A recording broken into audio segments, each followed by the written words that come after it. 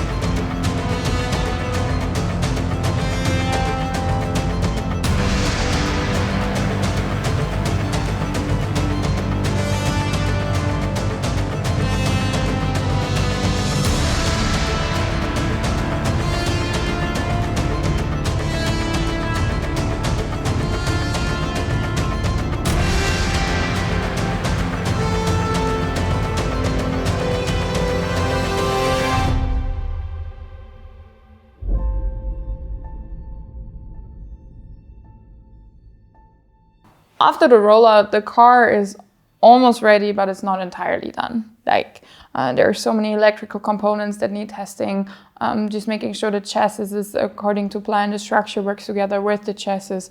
And there are so many things that need to be done before. So in a way we were done, but we really were not done. We had to test everything, get everything on track for the European Solar Challenge, which was kind of like a welcomed deadline before Morocco, because we were able to test the car. It was clear it had to be on the track then. And we did everything we could. We just never stopped. It was always on the go, always people in the workshop, making sure that the car was race ready.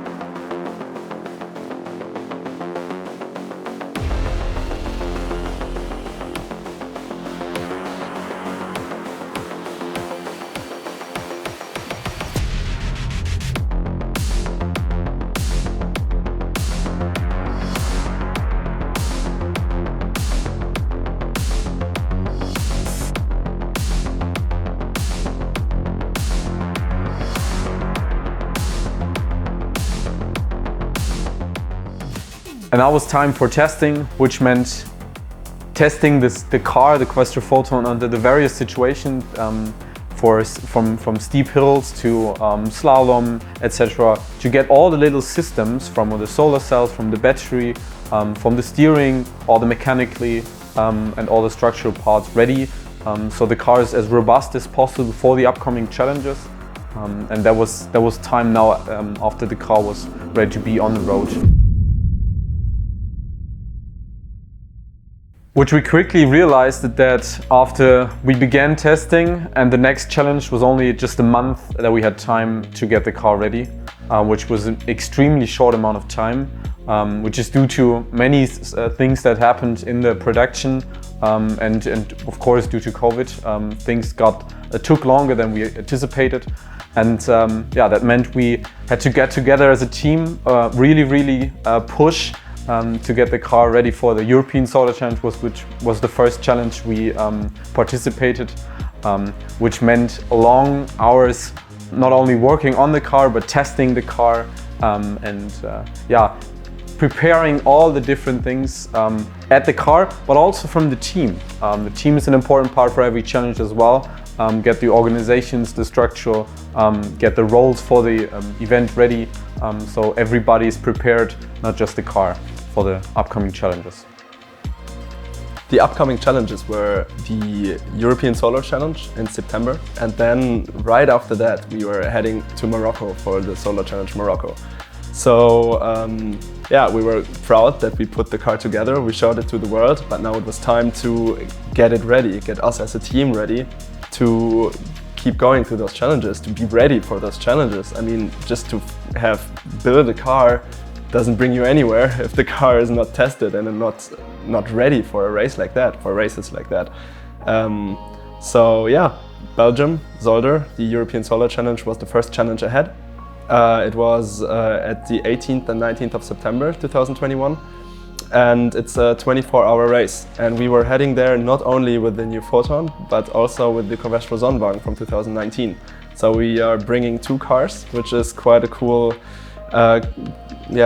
thing for the team, because also some alumni from the 2019 team were joining us with their old car, and we are bringing as a new team or new car.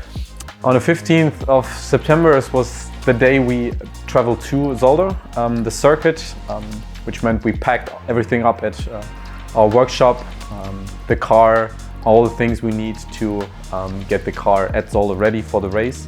And then at Zolder we set up all the tents that we can work on for the next few days, get into the process, building up our workshops and building up our tents as well for sleeping. And then on the next days there was scrutineering, which meant we had the technical examination from the event directors, that they looked at the car and checked if they're ready for the race. They met all safety regulations and all competitive regulations with the other teams. After passing the static and the dynamic part of the scrutineering, we were ready for the dynamic parcours, which took place just one day before the race. And it was also part of the challenge itself. So it got challenge points that you could collect for the challenge itself, which could make the difference in the end if you are second or third. And yeah, with both our cars, both Covestro Sonnenwagen and Covestro PHOTON, we really put in the effort to be performing the best as we can. And we actually managed to be better than every other team, every other solar car. And we got a 1-2, so a first place for the Covestro Sonnenwagen and a second place for the Covestro PHOTON, which was a really great moment for the team, where we saw that the cars actually can perform really great against the other teams, and that we had a chance as a team to get ready to get on the podium for the next day for the challenge, for the 24-hour race. We will do a countdown. You will hear it, huh?